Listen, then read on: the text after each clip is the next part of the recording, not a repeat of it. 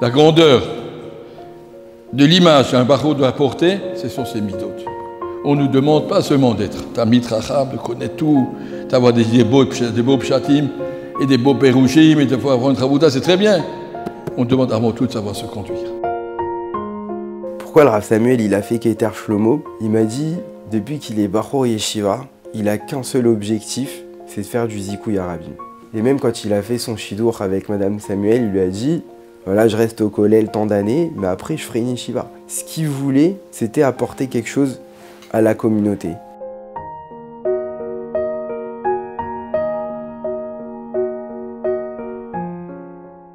Quand on entend le mot Keter Shlomo, évidemment, on pense à Rav Samuel. Rav Samuel, c'est un Rosh Yeshiva, c'est un Rav, c'est un pote, c'est un père. La première fois que je l'ai vu, j'ai vu un homme avec une très très grande bonté. Il a cette capacité à vous faire ressentir qu'il vous aime et vous êtes son enfant. Un Rav qui est dans le Emet total. Quand on parle de Emet, c'est ça le Emet de Rav Samuel, c'est que c'est rien dans l'apparence, c'est toi à l'intérieur. Et c'est ça qui est incroyable chez Rav Samuel. Mis à part sa droiture, c'est qu'il se donne au maximum dans tout ce qu'il fait sans répit.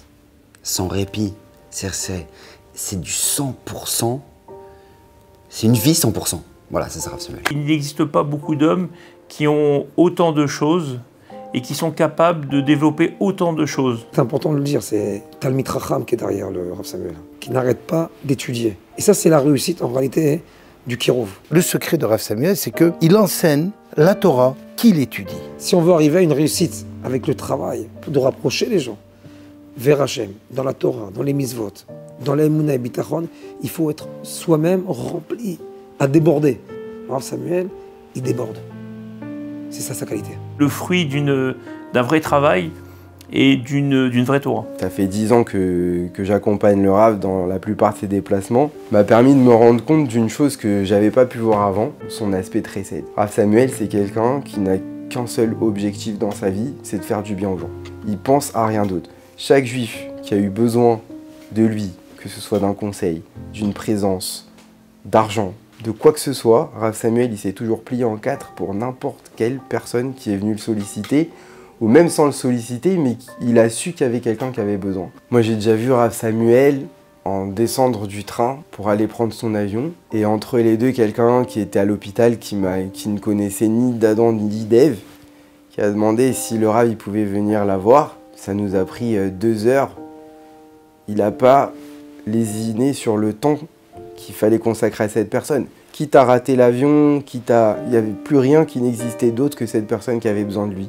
J'ai déjà vu le Rav passer des heures, alors qu'il a un emploi du temps extrêmement chargé, des heures à réconforter un juif qui avait perdu quelqu'un de sa famille et qui avait besoin d'épancher sa peine. J'ai eu une fois besoin de tfilote, il a été finir tout le sefer de Teilim devant la tombe de Rav Shar.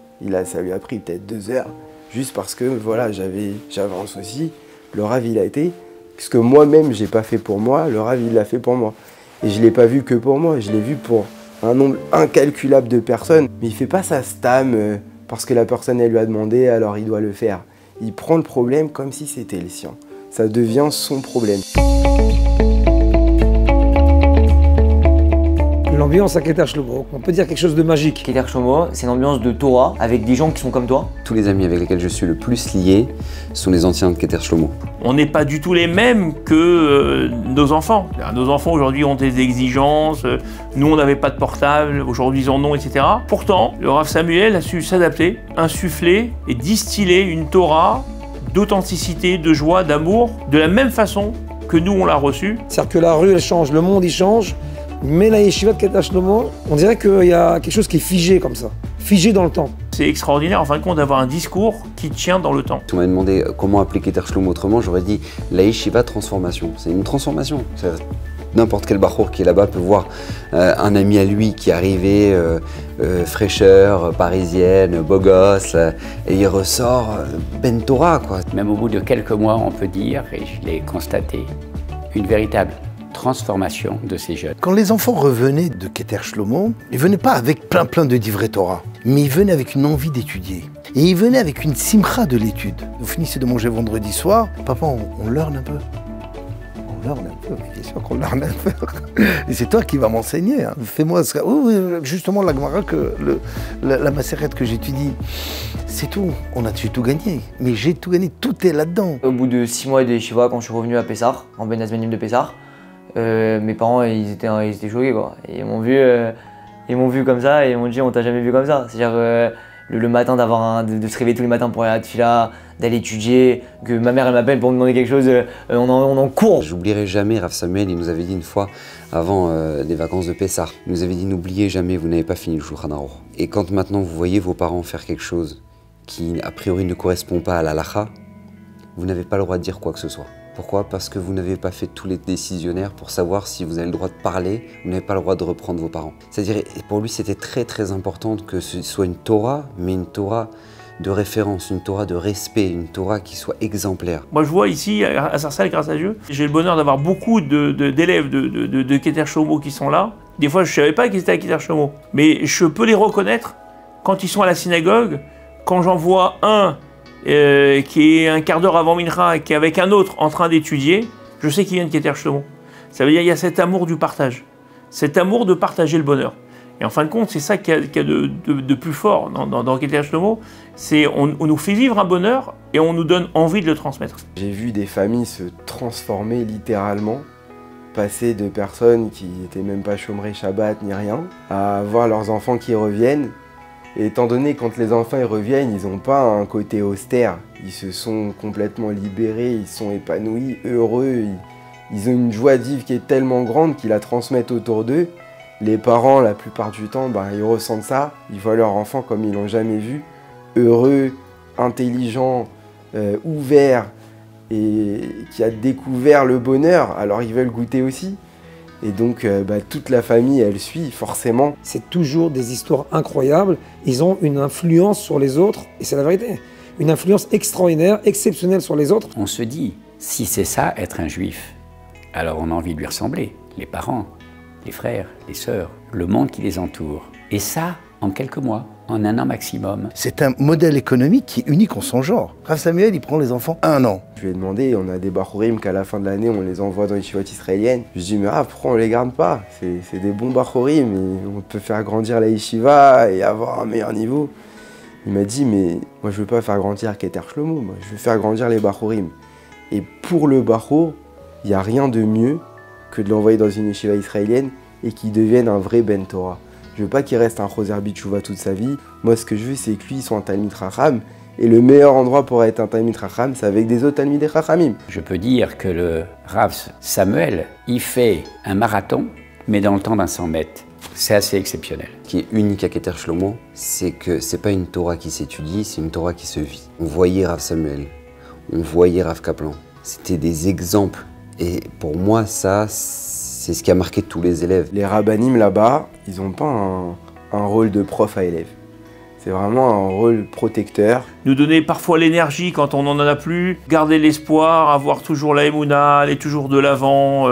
Voilà, c'est ça en fin de compte, c'est des coachs, c'est des rabbanim, c'est du vrai coaching. Le rapport qu'il y a entre les rabbanim et les étudiants est très particulier à Keter Shlomo parce qu'en fait, chaque rav a sa particularité. Rav Kaplan, c'est un petit peu la mémoire de tous l'ancienne génération, du Rav Shar, du Steipeler. C'est avoir vécu une époque qu'on n'a pas connue. Vous voyez, mes parents sont d'Algérie. Quand on me parle de l'Algérie, j'ai l'impression que j'y suis né. J'ai l'impression d'avoir connu tous ces rabbanim de façon très proche parce qu'ils en parlent avec tellement de force et ils nous ont transmis tellement de messages. Moi aujourd'hui, parfois j'ai un bachor, je ne sais pas comment le diriger par rapport à telle ou telle situation. Je vais aller voir Rav Kaplan, il va me dire, moi j'ai vu cette chose-là, une fois c'est présenté devant Rav Shar, voilà ce que Rav Shar il a dit, voilà ce que le Steipeler il a dit.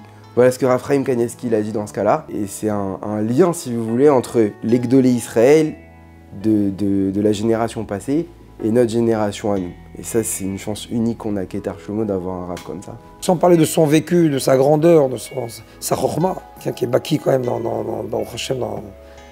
toute la Torah et qui en même temps qui a une proximité incroyable avec les élèves, d'être, on va dire, un bnei braki de l'époque, en même temps s'adapter un jeune de Paris de 2020. La particularité de Rav Aouzi, c'est son humour incroyable, parce qu'il est capable de tout simplement nous remettre en place, mais à sa manière, faut le vivre, quoi. Rav Aouzi, c'est la vérité, c'est l'authenticité, c'est voilà, la vérité à l'état brut. Voilà, quelqu'un qui n'a pas de contour, qui a sa vérité, et il n'y a pas une autre vérité possible. Et ça, c'est aussi formidable parce que c'est un homme de conviction. Et aujourd'hui, on a besoin parfois de s'affirmer. Et c'est vrai que parfois, eh bien, on se dit, est-ce que je vais le faire ou pas? Et on pense à lui, on se dit, tiens, il faut le faire. Il faut oser. Voilà, Rav Aouzi, c'est oser. À Keter, quand on voit Rav Samuel, on est en pleine prière. On a des épisodes de 15-20 minutes. Nous, au début de l'année, on dit, mais on n'en peut plus. Ça y est, on n'en peut plus. Vous venez à la fin de l'année de Keter, vous voyez, on est 50 Bachorim. Les 50 Bachorim, ils font la même amida que Rav Samuel. Et ils attendent. Et ça, c'est un truc, c'est quelque chose de Keter qu'on a pris, que des Bachorim de Keter qui étaient là il y a peut-être 5-10 ans, et ben ils ont tous gardé ça. Les élèves de Keter Shlomo, ils sont partis avec un vrai bagage. Quand je vous dis un vrai bagage, c'est-à-dire que c'est une Torah de qualité, avec vraiment des ambitions de devenir un vrai Talmid Chacham, ou en tout cas être au service de la communauté. Mes enfants, quand ils sont sortis de Keter Shlomo, Dan maintenant ça fait déjà 5 ans qu'il a quitté Keter Shlomo, il n'a plus jamais cessé d'étudier. C'est rentré, c'est dans son quotidien, ça fait partie de sa vie.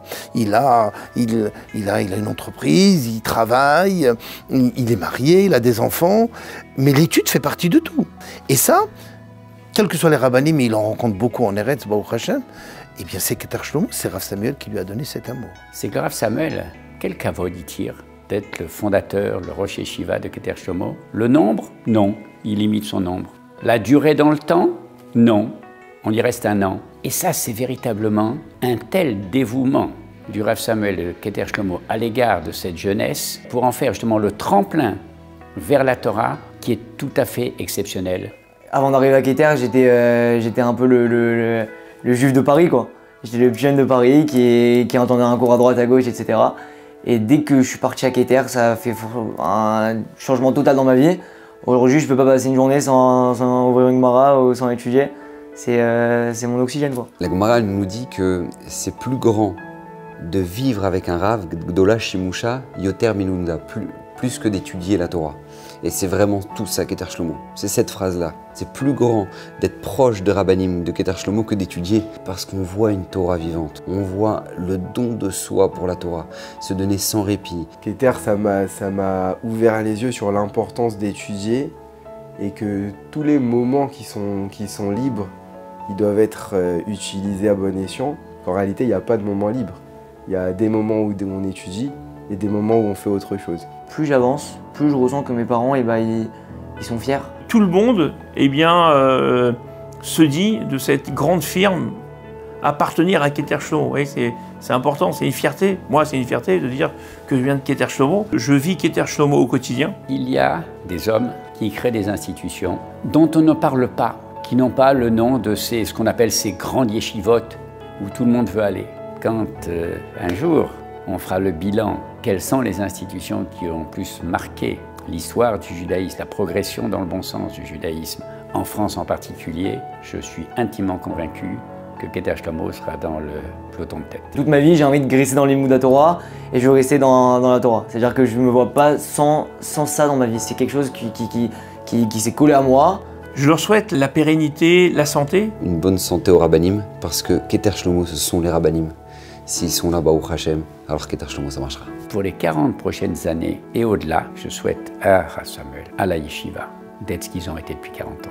Le meilleur moyen de changer le monde, c'est Keter Shlomo ne change pas. Rien d'autre que ça continue comme ça, qu'on ne bouge rien et qu'il ait les moyens de continuer cette ambition, que ça continue dans le même derrière. Et Kadosh Baruch Hu donne les forces au Rav Samuel de continuer avec santé, avec la même vigueur. Et que les Bachorim ils soient toujours aussi heureux et satisfaits de faire partie de la famille Keter Shlomo. La première mida, émet.